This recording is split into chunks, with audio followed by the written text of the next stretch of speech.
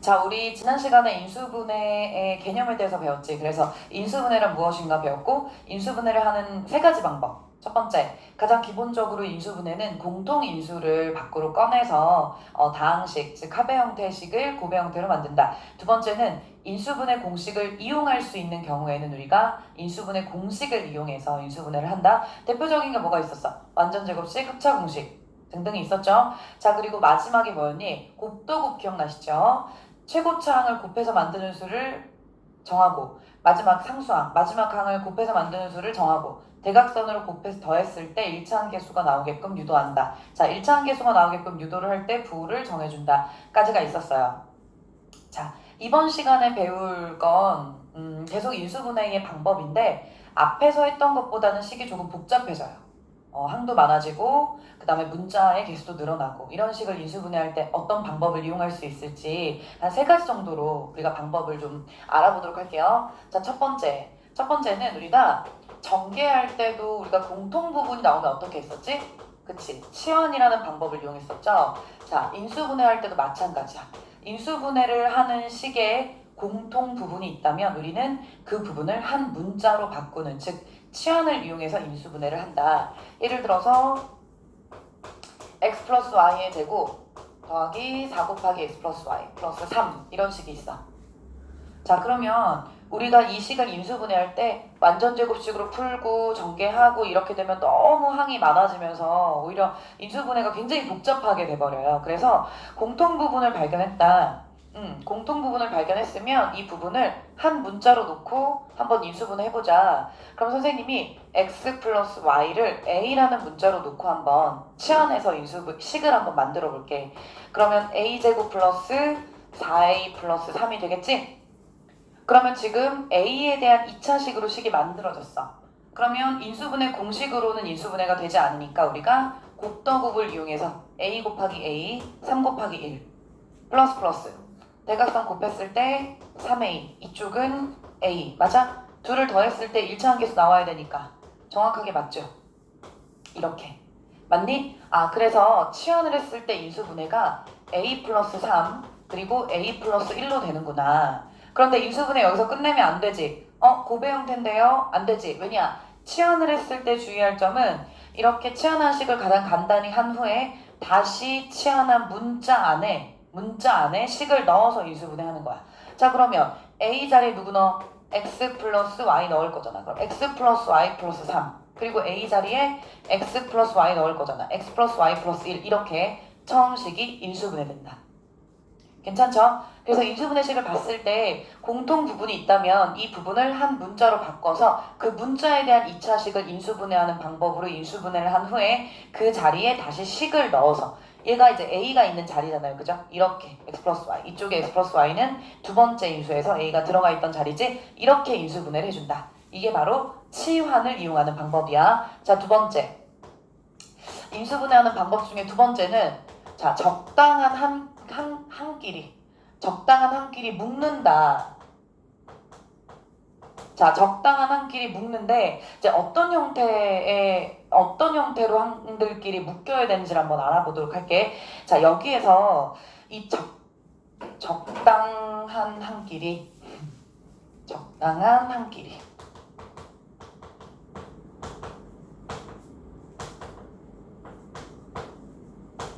자, 근데 이 적당하다라는 말은 조금 추상적이야, 그치? 구체적이지가 않잖아. 어떤 기준이 없어 보이잖아, 그치? 근데 적당한 한 끼리 묶을 때 우리가 식의 형태에 따라 조금 달라질 수 있기 때문이거든요. 선생님이 이제 예를 보여주면서 어떻게 묶어야 되는지 한번 알아보도록 할게. 자, 우선 xy 플러스 x 마이너스 y 플러스 1이라는 식이 있어. 자, 어때? 우리가 앞에서 했던 식이랑은 조금 다른 형태지. 앞에서 했던 식은 한 문자에 대한 2차식의 형태이기 때문에 그냥 곱도곱의 방법을 쓰든 인수분해 공식을 이용하든 해서 인수분해 할 수 있는 아이들이었는데 지금 이 식은 x, y 문자가 두 개가 나와 있고 인수분해 공식으로도 안 되고 그리고 곱도곱의 방법으로도 안 되고 우리가 지금까지 배운 방법으로는 인수분해가 되지 않죠. 그럼 이러한 식도 복잡한 식에 해당이 된다라는 거 알아두시고요. 자, 그러면은 선생님이 적당한 한 끼리 묶어서 인수분해가 되게끔 한번 이 식을 유도를 해볼 건데 적당한 한 끼리 묶는 기준은 뭐냐면 바로 이거야. 이 식 안에서 공통인수가 나오게. 자, 공통인수가 나오게끔 적당한 한끼리 묶어본다. 왜냐면 인수분해는 결국 공통인수를 끄집어내서 곱의 형태로 나타내는 거 아니겠어? 인수분해 가장 첫 번째는 공통인수 꺼내는 거잖아. 그래서 선생님이 이거를 두 개씩 한번 묶어볼게요. 차례대로 두 개씩 묶어볼게요. 그럼 이렇게 두 개, 이렇게 두 개가 묶이지. 자, 그럼 이 앞에 두 개 향해서 공통인수를 꺼낼 거야. 그럼 누가 꺼내죠? 그치? x가 꺼내지지? x 꺼내지면서 y 플러스 1 이렇게가 묶이고, 그래야 분배했을 때 이 두 개의 항이 만들어지죠. 그리고 이렇게 뒤에 두 개의 항을 선생님이 마이너스로 한번 두 개를 묶어볼게요. 그럼 y 플러스 1로 묶이죠. 자, 어때? 적당한 한끼리 공통인수가 나오게끔 묶였을 때 여기에서 y 플러스 1이라는 공통인수가 나오더라. 그러면 이 뒤에 아이들을 어떻게 처리해줬어? 우리 MA 플러스 MB 인수분해 처음 들어갈 때 MA 플러스 MB씩 많이 써요. 그럼 이때 공통인수 M을 꺼내고 뒤에를 A 플러스 B로 처리해주지. 얘로 처리해주는 기준은 뭐라고 했지? 공통인수인 M과 곱해져 있는 아이들. 이 아이들을 뒤로 묶어서 곱해주잖아. 그거랑 똑같아. 선생님이 Y 플러스 1을 꺼냈지, 공통인수로. 자, 그러면 이 앞쪽에서는 Y 플러스 1과 X가 곱해져 있고 뒤쪽 항은 y 플러스 1과 마이너스 1이 곱해져 있고, 자, 그러면 곱해져 있는 아이들까지 괄호 안으로 집어넣으면 곱의 형태가 만들어졌고 처음 식을 두 개씩 묶었을 때 인수분해하는 방법으로 인수분해가 되는 거지. 이렇게 하는 게 적당한 한끼리 묶어서 인수분해한다. 근데 이것도 마찬가지예요. 너희들이 좀 다양한 문제를 반복적으로 많이 연습을 해야 그때는 조금 눈에 보일 거야, 식이. 아, 어떻게 묶어야 된다. 자, 선생님이 지금은 이렇게 두 개씩 묶었지만 또 모든 항이 두 개씩 묶이는 건 아니거든요. 두 개씩 묶이는 게 아니어서 요건 충분히 많은 연습이 돼야 됩니다. 자, 하나만 더 해볼까요? 적당한 한끼리 묶는 문제가 어떤 게 있을까? 자, 예를 들어서 이런 것도 있을 수 있겠어. x제곱 마이너스 y제곱 마이너스 6x 플러스 9. 자, 이건 우리가 앞에 합차 공식이 좀 보일 거야. 연습 많이 하는 사람들 합차 공식이 이제 익숙해졌을 거야. 자, 그럼 이렇게 두 개 묶으면 x 플러스 y, x 마이너스 y로 묶이네. 자, 그럼 이 뒤를 또 내가 공통인수를 뺀다 하고 묶었어. 마이너스 3이 보였어. 마이너스 3을 묶으면 2x 마이너스 3으로 묶이네. 어때? 앞에 두 개, 뒤에 두 개 묶었지만 공통인수가 나오지 않죠?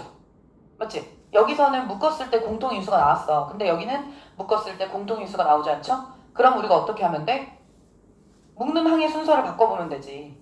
그치? 자, x제곱 그리고 선생님 마이너스 6x 앞으로 뺄게요. 플러스 9까지 앞으로 뺄게요. 그리고 맨 뒤에 마이너스 y를 뺄게요. 뭐가 보이니? 이쪽에서 완전제곱식이 혹시 보이니? 네. x 마이너스 3의 제곱이라는 완전제곱식으로 앞에 세 개의 항이 묶여서 인수분해 됐고요. 이 뒤에 마이너스 y의 제곱 그대로 둘 거야. 그럼 얘가 지금 어떤 형태야? 그렇지.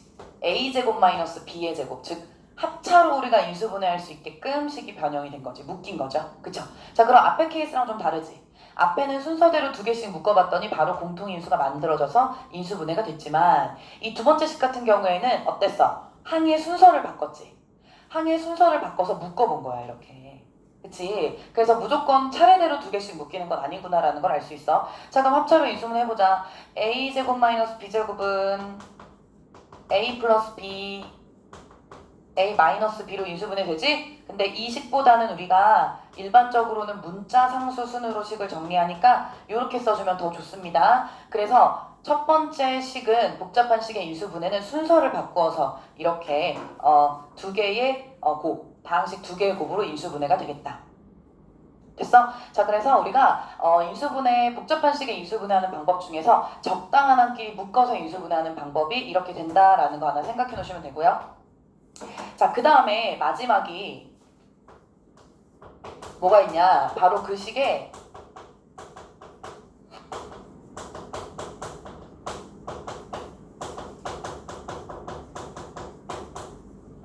그 식에서 차수가 낮은 문자에 대해서 내림차순 정리하는 거야, 식을. 그래서 우리가 인수분해를 하는 방법이 있는데, 자, 여기서 용어 설명을 좀 해야 될 것 같아요. 우선 차수는 우리가 뭐라고 알고 있어? 그치? 문자가 곱해진 수야. 그래서 2차면 문자가 두 개 곱해져 있는 거고, 같은 문자가 3차면 같은 문자가 세 번 곱해져 있는 거. 우리가 그걸 n차라고 하죠. 동일한 문자를 n번 곱했을 때 n차라고 해. 그래서 1차, 2차, 3차라는 용어를 써. 그랬을 때 차수가 가장 낮은 문자가 있어. 그 복잡한 식 안에서 차수가 낮은 문자에 대해서 내림차순 정리할 건데 이 내림차순은 말 그대로 위에서 아래로 내려오는 거야. 즉 차수가 높은 순부터 낮은 순으로 이렇게 1차는 안 쓸게. 순서대로 이렇게 정리해주는 방법을 내림차순 정리라고 하거든. 이 내림차순 정리에 대해서는 나중에 고등수학 가서 1단원에서 좀 더 자세히 용어를 공부할 거예요.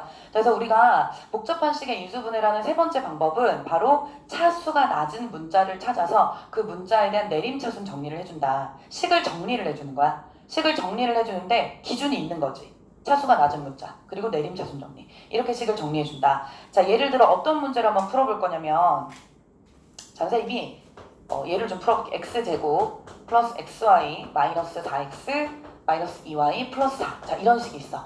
복잡한 식이지. 보통 차수가 낮은 문자에 대해서 내림차순 정리하는 이 방법을 이용하는 식은 5항식 이상이에요. 그러니까 5개의 항 이상이 있는 5개, 6개, 7개 5개의 항 이상의 식에서 보통 많이 쓰는 방법이에요. 참고로 알아두시고요. 자, 이거 선생님이 지금 요 3번 방법으로 할 거야.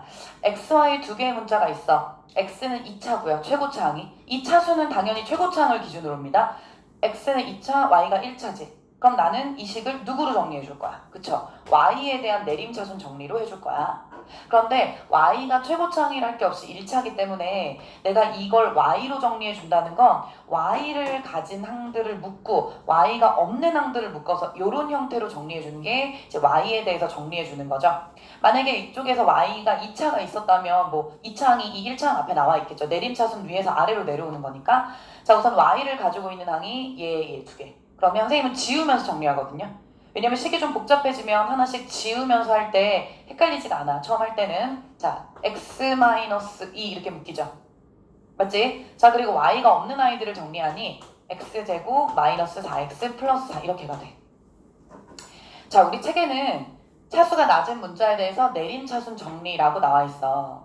그런데 이렇게 식을 정리하다 보면 그 다음 과정에서 상수항이 인수분해돼요. 다시 식을 이렇게 정리해 놓으면 상수항이 인수분해가 된다. 선생님이 이 식 같은 경우에는 y에 대해 정리했기 때문에 y를 가지고 있지 않은 이 전부, 이 모든 항을 상수항을 취급하는 거야. 그치? 이쪽이 인수분해가 돼. 너희들 눈에도 보였지? 어떻게? 그치? 완전 제곱식으로 인수분해 되잖아요. 이렇게. 그치? 자, 그럼 앞은 x-2y 하고 이렇게 인수분해가 된 상황이야. 그랬더니 어때요? 공통인수가 생기죠. 이렇게. 맞지? 자, 그럼 우리가 그동안에 인수분해한 방법처럼 x-2 하나 꺼내고요. 그 다음 뒤에 어떻게 처리해 줄 거야? x-2랑 곱해진 아이들을 차례대로 써줄 건데 앞에는 이제 y랑 곱해져 있어. 뒤에 x-2의 제곱은 x-2가 두 번 곱해져 있는 거 맞아? 그러니까 x-2가 한 번 나와야 되는 거 맞죠? 이렇게 해서 인수분해가 되는데 이제 요거 보통 알파벳 순서대로씩 정리해 주니까 요 식보다는 x-2, x 플러스 y-2 이렇게 정리해 주는 게 좀 더 좋겠죠? 맞니? 그래서 요 처음에 복잡한 식을 요 방법대로 차수가 낮은 문자에 대해서 내림차순 정리하는 방법대로 식을 정리를 해봤더니 요 뒤 상수항이 인수분해 되면서 공통인수가 생겨. 그 뒤로는 우리가 기존에 알고 있던 방법으로 자연스럽게 인수분해가 된다. 요 방법이 있어요. 알겠지? 다시 한번 이 방법은 보통 항이 5개 이상이고 그리고 문자가 2개 이상이야. 지금 우리가 한 식도 어때? XY 두 개의 문자가 있죠? 그래서 항이 5개 이상이고 이제 문자가 2개인 이런 경우에서 많이 이용하는 방법이다. 자, 이건 이제 선생님이 예를 좀 많이 들어줘. 왜냐면 뭐 다 똑같지만 모든 유형의 문제가 똑같지만 특히나 이제 오답이 많이 나오는 유형이고 이 유형 같은 경우에는 그대로 고등 과정에서도 문제를 풀어. 그래서 정말 연습이 많이 돼야 되는 유형이기 때문에 선생님이랑 몇 문제를 좀 더 풀어보도록 할게요. 자, 우선 이렇게도 풀어보자. x제곱 마이너스 y제곱 플러스 6x 플러스 2y 플러스 8이라는 식이 있어. 자, 5개의 항이고요. 문자가 2개야. 자, 그러면 복잡한 식의 인수분해 방법으로 풀어야겠다. 그죠? 자, 그러면 우리는 차수가 낮은 문자에 대해서 내림차순 정리해야지 라는 생각을 해. 그런데 문제가 뭐냐면 이 식은 x도 2차, y도 2차 둘 다 2차 항이라는 거야. 그럼 x, y 둘 다 최고차 항이 2차인 상태에서 어떻게 내림차순 정리를 하냐? 어떤 문자로? 자, 일반적으로는요. 2개의 문자 중에 알파벳 순서가 빠른 i로 정리를 해요. 그러면 얘는 x에 대한 내림차순 정리가 될 거야. 맞아? 자, 그러면 x에 대한 내림차순 정리니까 x제곱 먼저 나올 거야. 최고차 항이 2차니까요. 그리고 6x 얘가 1차니까 그 다음으로 나올 거야. 그렇지? 자, 그럼 남아있는 애들을 순서대로 뒤로 뺄 건데 보통은 이제 y제곱이 있고 y가 있고 상수가 있으니까 이것도 내림차순으로 이렇게 뒤가 정리가 돼요. 그런데 여기 맨 앞에 항이 마이너스일 때는 보통 마이너스로 뒷항을 전부 묶어준다. 그 이유는 바로 뒤에 나올 거야. 일단 묶어볼까? 그러면 얘가 이렇게 정리가 되겠어? 그쵸? 자, 이렇게 정리한 다음에 보통 어땠어? 상수항이 인수분해 된다고 선생님 얘기했었지? 이쪽이 전부 상수항이에요. 맞아? 근데 이 2차식, y에 대한 2차식이 곱더곱의 방법으로 y-4 그리고 y 플러스 2 이렇게 인수분해가 된다. 이 상수항 쪽에서 자체적으로 인수분해가 되는 거야. 그럼 여기 앞쪽에 x제곱과 6x 그리고 9까지는 그대로 따라오게 되는 거야.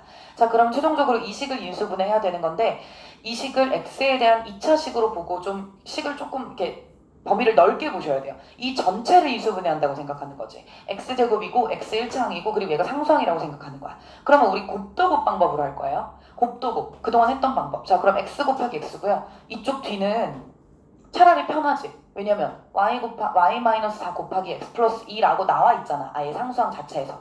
그러면 y-4 곱하기 y 플러스 2라고 써놓고 대신에 둘의 곱이 부호가 음수, 마이너스이기 때문에 둘 중에 누군가는 마이너스여야 하는데 그 기준이 뭐였니? 똑같습니다. 대각선을 곱해서 더했을 때 이 1차항의 개수가 나와야 되는 거지. 자, 그럼 대각선 곱해볼게. 분배 법칙으로 xy-4x 이쪽 곱하면 xy 플러스 2x 이렇게가 되잖니. 그런데 둘을 더했을 때 6x가 나와야 돼.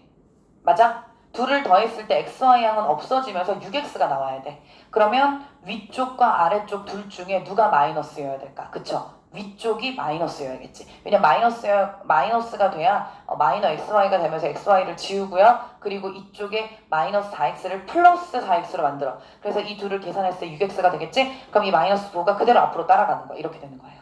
자, 그럼 인수분해식 인수분해 끝났고요. 인수분해식은 어떻게 써준다? 그치? 옆으로 써준다. 그래서 인수분해식은 x-y 여기 마이너스 부호 적용시키셔야 돼요. x-y 플러스 4 하나 x 플러스 y 플러스 2 하나 이렇게 인수분해가 되겠다. 됐어? 그래서 복잡한 식의 인수분해들은 이렇게 각각의 방법이 있어. 방법이 있기 때문에 그 방법에 맞춰서 최대한 다양한 문제 유형을 연습해야 되고요. 그리고 이제 이쪽에서 뒤로 갈수록 난이도가 좀 어려워지죠. 그런데 나름대로 출제 빈도가 좀 높은 편이고 또 난이도가 있기 때문에 우리가 충분한 연습을 해야 되지만 이 유형의 인수분해를 많이 연습해두면 나중에 고등 과정까지 이어질 때도 도움이 많이 되기 때문에 이 부분은 정말 다시 한번 강조하지만 충분히 많은 문제를 좀 풀어놓을 필요가 있습니다. 되셨죠? 자, 그러면 이제 인수분해 쪽에서 마지막 개념에 대해 공부하도록 해보자. 우리가 이제 웬만한 식을 인수분해하는 방법은 전부 한 번씩 개념을 한번 살펴봤고요. 이제 이 부분은 인수분해의 활용 부분이야. 인수분해 활용인데 특히 인수분해 활용 쪽에서도 인수분해 공식을 이용해서 인수분해 공식을 이용해서 수를 한번 계산해 볼게요. 다시 인수분해 공식을 이용해서 우리가 수를 한번 계산해 보도록 하자. 또는 시계값을 계산해 본다. 시계값을 구해본다. 자, 마지막. 그러니까 우리가 왜 단원들을 배우면 그 단원들의 끝에는 항상 뭐가 있어? 활용 단원이 있죠. 활용 단원. 그런 것처럼 이제 인수분해를 하는 방법에 대해서 쭉 배웠어. 그리고 나서 우리가 인수분해 공식을 이용하거나 인수분해 방법을 이용해서 수 또는 시계값을 구하는 계산이 나오는 거죠. 자, 우선 선생님이 이제 그 예제를 풀어주는 걸 잘 봐야 될 것 같아. 왜냐면 사실 이제 개념이라는 것이 때로는 글자 자체의 공부를 하는 것도 되게 중요하지만 수학에서는 개념과 응용을 따로 떼어놓고 생각할 수가 없어. 개념 공부만 1시간 하고 문제풀이만 1시간 하고 이렇게가 되는 게 아니고 개념에 대해 공부하고 그리고 많은 문제, 다양한 문제들을 접하면서 계속적으로 개념에 대한 반복이 들어가야지 효과적이거든요. 자, 그러면 이제 어떤 경우가 있을까? 일단 경우들은 나눌 수는 있어요. 왜냐면 이제 수열 계산에서 보면 먼저 자, 수열 계산에서 봤을 때 첫 번째 수를 계산할 건데 인수분해 공식을 이용할 거야. 그럼 첫 번째, 공통인수로 묶는 방법. 우리가 인수분해 가장 기본이었죠? 공통인수로 묶는 방법을 이용해서 이제 수를 계산하는 방법들이 있어. 예를 들어 15 곱하기 25 더하기 15 곱하기 75라는 수의 계산이 있단 말이야. 그럼 우리 이거 물론 세로셈으로도 풀 수 있어. 그런데 세로셈으로 풀지 않고 인수분해 방법을 이용하는, 인수분해 공식을 이용해야 되기 때문에 지금 이쪽 단원의 활용으로 나온 거잖아. 자, 그럼 이 식을 봤을 때 우리가 마치 공통인수를 꺼내듯이 공통으로 곱해져 있는 수를 밖으로 꺼낼 거야. 누구? 15를. 그렇죠? 그럼 우리가 인수분해 뒤에 어떻게 묶이겠어? 15랑 곱해진 아이들 둘이 묶이겠지. 그러면 25 플러스 75가 되겠지? 맞아? 그러면 결국 15 곱하기 100 얼마? 그쵸, 1500 이렇게 계산하는 거야.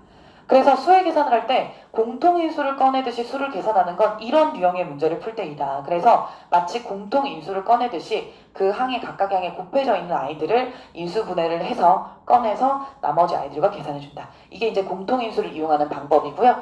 두 번째, 공식을 이용한다고 했잖아, 선생님이. 그래서 완전제곱식을 이용하는 방법이 어떤 게 있는지 한번 볼게. 자, 우선 완전제곱식이라는 건 다시 한번 a제곱 플러스 마이너스 2ab 플러스 b제곱이야. 여기에 선생님이 플러스 마이너스 2ab를 써준 건 왜 그래? 부호에 따라서 플러스 2ab가 될 수도 있고 마이너스 2ab가 될 수도 있기 때문에. 맞죠? 자, 그러면 어떤 형식의 식에서 완전제곱식을 이용할 수 있나? 예를 들어 뭐 21의 제곱 플러스 2 곱하기 2 곱하기 21 곱하기 뭐 9 플러스 9의 제곱. 이거를 처음 딱 식을 봤을 때 이 식을 계산해 그랬을 때 그냥 21 곱하기 20이라고 2 곱하기 21 곱하기 9하고 9 곱하기 9 해가지고 다 더하면 된다 라고 생각하면 일반적인 수의 계산 방법으로 하는 거고요. 인수분해를 이용하기 때문에 우리가 특히 공식, 특히 그 중에서도 완전제곱식, 그 완전제곱식은 특징이 있잖아요. 제일 앞항과 제일 뒷항이 누군가의 제곱으로 이루어져 있단 말이야. 그럼 이쪽을 보면 21의 제곱이고 9의 제곱이지. 근데 가운데도 보니까 2a, b야. 그러면 완전제곱식처럼 21 플러스 9의 전체 제곱으로 계산할 수 있겠다. 21 플러스 9의 전체 제곱 자체가 어때? 형태 자체가 어떠니? 완전제곱식이죠? 근데 21 플러스 9는 어때? 30이래고 30의 제곱이야. 맞아요? 30의 제곱은 얼마예요? 그쵸, 900이죠. 이렇게.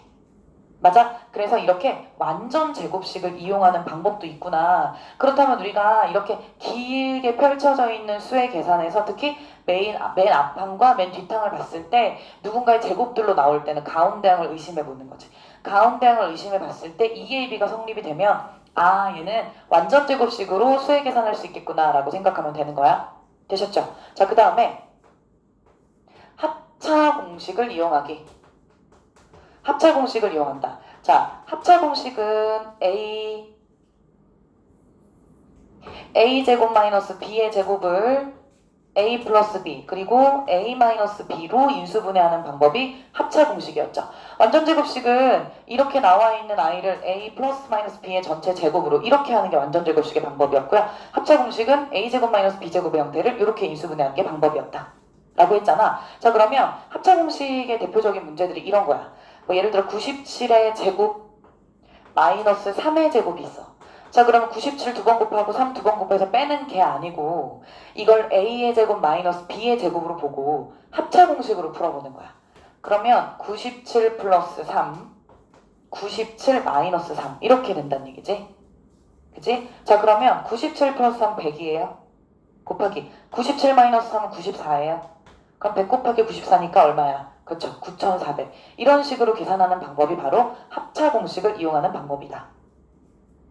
됐죠? 그래서 우리가 대표적인 수의 계산은 공통인수를 밖으로 빼서 인수분해하듯이 우리가 그 공통으로 곱해져 있는 수를 빼는 방법과 완전제곱식의 형태를 파악을 해서 완전제곱식을 이렇게 인수분해하는 방법 또는 합차 공식을 인수분해, 공식이죠? 이렇게 인수분해하는 방법으로 수의 계산을 해준다라는 유형들이 있습니다.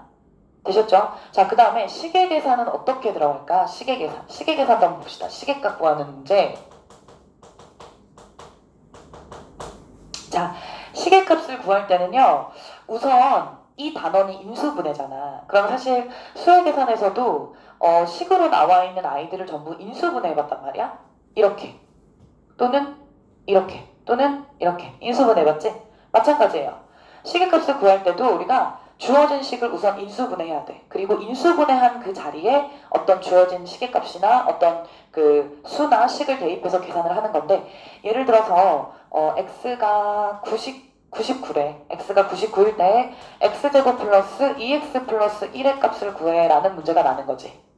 자, 그러면 여기 모든 x 자리에 처음부터 99를 대입하면 수가 너무나 어마어마하게 커지겠죠. 물론 계산할 수 있어. 계산할 수 있지만 수가 커질 거야.